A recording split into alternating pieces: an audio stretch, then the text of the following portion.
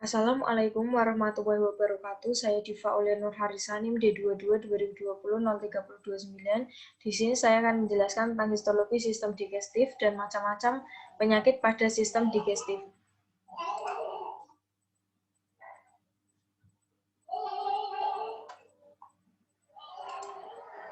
Pengertian histologi. Histologi adalah cabang ilmu biologi yang mempelajari tentang struktur sel dan jaringan secara detail menggunakan mikroskop.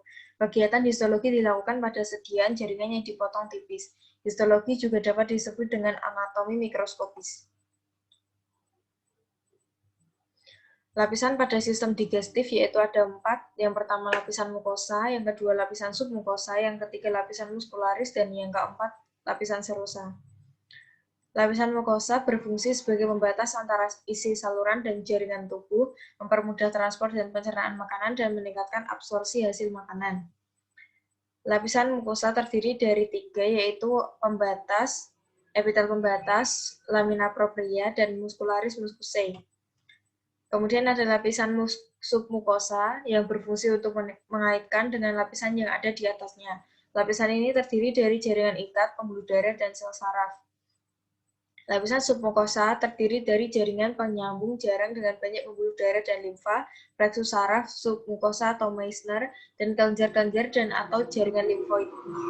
Yang ketiga, lapisan muskularis yang berfungsi memberikan kontraksi pada organ pencernaan dan menggerakkan makanan yang sudah dicerna ke organ pencernaan berikutnya.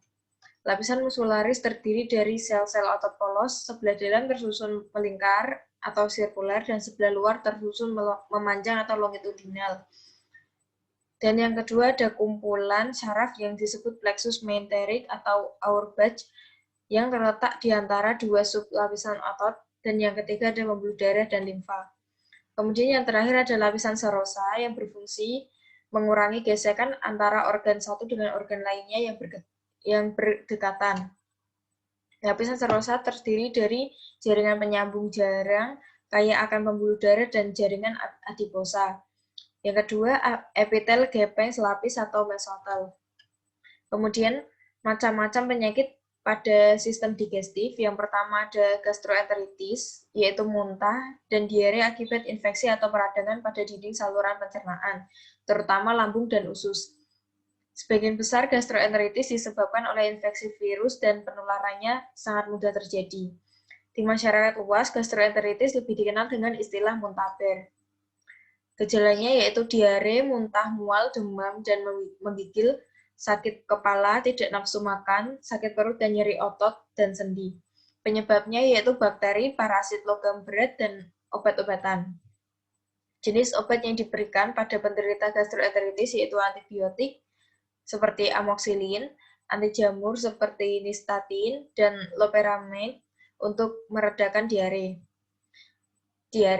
Kemudian yang selanjutnya ada diare, yaitu gangguan pencernaan yang diakibatkan oleh banyak faktor. Yang paling umum diantaranya keracunan makanan atau kontaminasi bakteri, alergi makanan tertentu, atau makan pada saat yang tidak tepat. Gejala diare yang dapat disertai adalah rasa ingin segera BAB, mual dan atau muntah, sakit perut melilit, perut terasa tidak nyaman. Penyebabnya yaitu alergi makanan, efek samping obat, infeksi bakteri, virus dan parasit, penyakit usus, dan pasca operasi batuk empedu. Pengobatannya dengan mengonsumsi banyak cairan dan pemberian antibiotik.